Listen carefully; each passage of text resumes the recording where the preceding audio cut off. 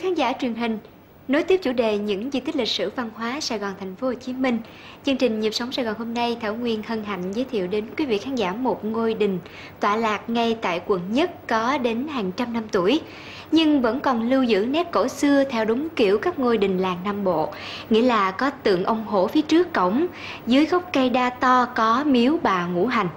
Chính nét cổ xưa đó mà năm 2006, ngôi đình này được công nhận là di tích kiến trúc nghệ thuật cấp thành phố. Mời quý khán giả cùng Thảo Nguyên đến số 29 đường Trần Quang Khải tìm hiểu về ngôi đình Nam Chơn.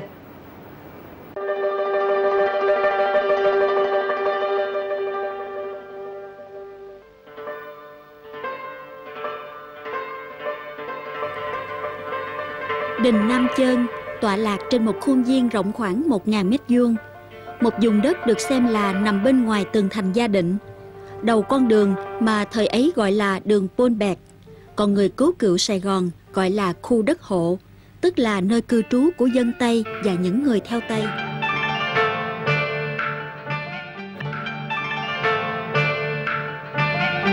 Qua khỏi sân đình, cùng hai bên nhà hữu view, tả view là tiền đường. Chính giữa tiền đường, tượng Phật Bà to được đặt trang trọng. Đây là cung cách thờ tự hiếm gặp ở đình làng Nam Bộ.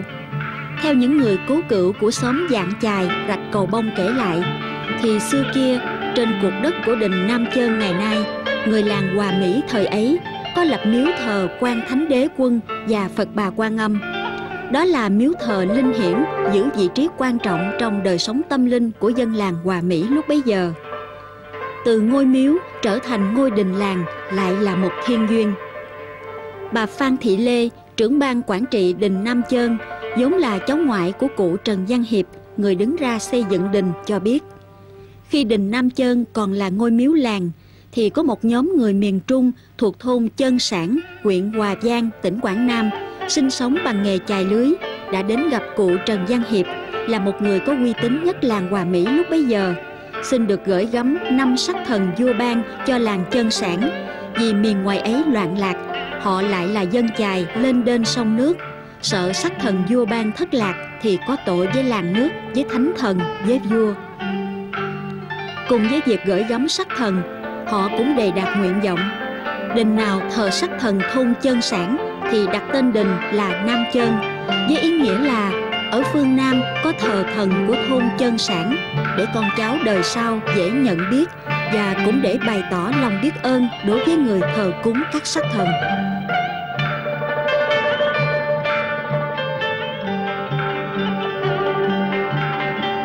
Tôn trọng nguồn gốc của sắc thần, cụ Hiệp lặn lội ra tận Hội An và đưa nhóm thợ miền Trung vào Nam để xây đình theo đúng kiến trúc của đình thờ miền Trung.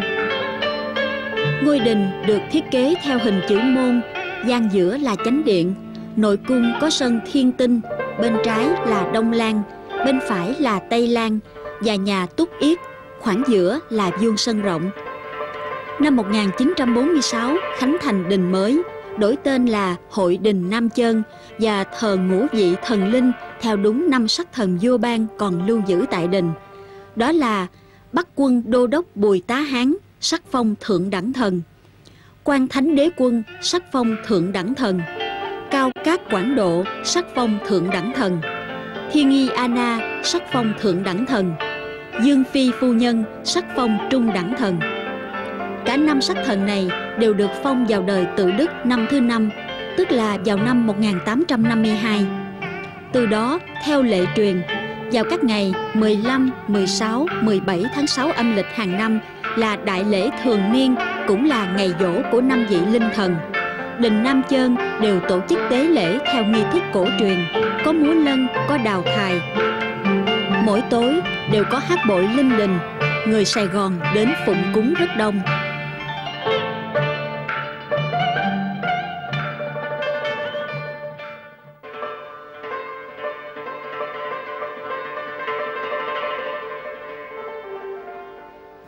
Gần 10 năm nay, ngôi đình cổ Nam Chơn như in đậm thêm nét văn hóa phương Nam, bởi môn phái Nam Huỳnh Đạo đã chọn đình Nam Chơn làm đạo đường để rèn luyện võ thuật và võ đạo cho các môn sinh, cũng như cùng với ban trị sự chăm sóc và bảo quản di tích kiến trúc nghệ thuật cấp thành phố.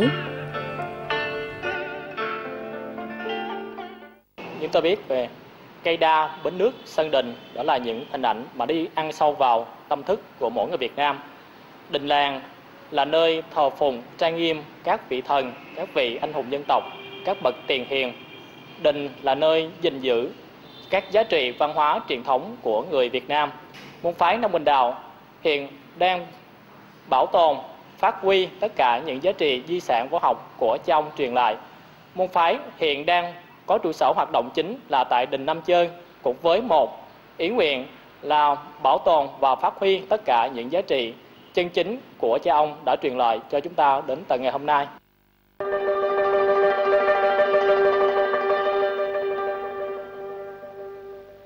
Môn phái Nam Huỳnh Đạo thuộc dòng võ Huỳnh gia, có nguồn gốc lâu đời từ cụ tổ là võ tướng dưới triều nhà Nguyễn, tổng trấn Bắc Thành Nguyễn Huỳnh Đức. Đến nay, dòng võ Huỳnh gia đã truyền được 7 đời. Võ sư Huỳnh Tuấn Kiệt được chọn làm người kế thừa dòng võ Huỳnh gia. Kế thừa và tiếp nối truyền thống, võ sư chưởng môn Huỳnh Tuấn Kiệt đã giữ gìn đúc kết từ dòng võ Huỳnh gia, gạn đục khơi trong các tinh võ của Đông Phương, để môn phái Nam Huỳnh Đạo là nơi hội tụ của tính nhân danh và tinh thần thượng võ của dân tộc Việt.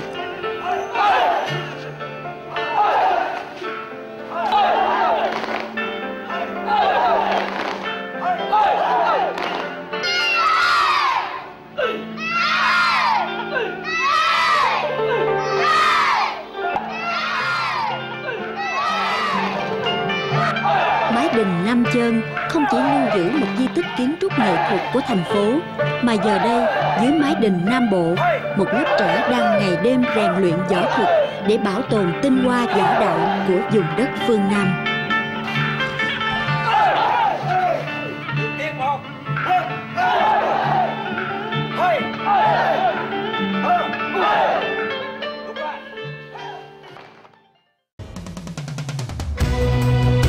Nam Huỳnh Đạo mang trong mình tinh thần thượng võ.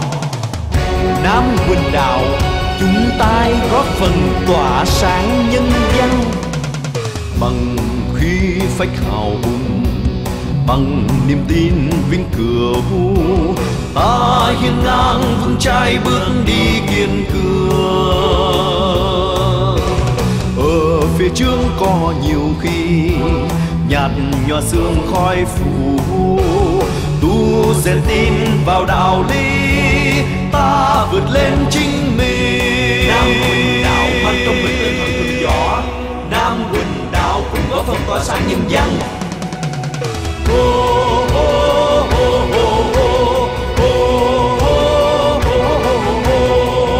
Rèn đứng rèn tâm, rèn nhân cách sống, rèn sưng dẻo dai vượt qua cám dỗ. Đứng đào tiền y võ là kim chỉ nam dẫn đường, thấm vào tim vào máu, vào nhiệt huyết đam mê. Rèn đức rèn tâm, rèn nhân cách sống, rèn sưng dẻo dai vượt qua cám dỗ. Chúng ta là như thế, là hào khí Việt Nam. Chúng ta là như thế, là con cháu Lạc Hồng.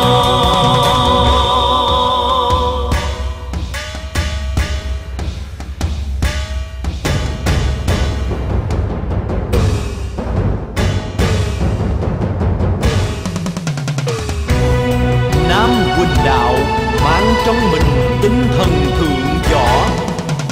Nam Huỳnh Đạo chúng ta góp phần tỏa sáng nhân dân, cùng chia sẻ ngọt bùi bằng con tim cháy bỏng.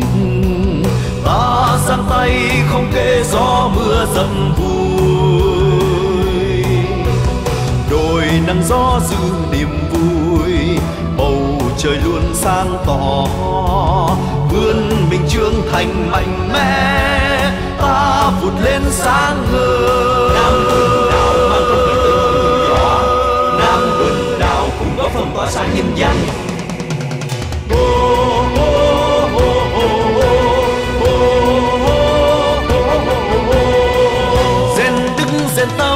rèn nhân cách sống, rèn sức dẻo dai vượt qua cam dỗ.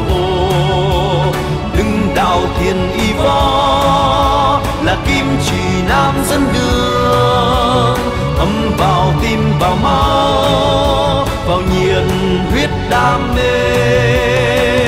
Rèn đức rèn tâm, rèn nhân cách sống, rèn sức dẻo dai vượt qua cam dỗ. Chúng ta là như thế, là hào khí Việt Nam. Chúng ta là như thế, là con cháu Lạc Hồng. Chúng ta là như thế, là hào khí Việt Nam. Chúng ta là như thế, là con cháu Lạc Hồng. Chúng ta là như thế, là hào khí Việt Nam. Chúng ta là như thế, là con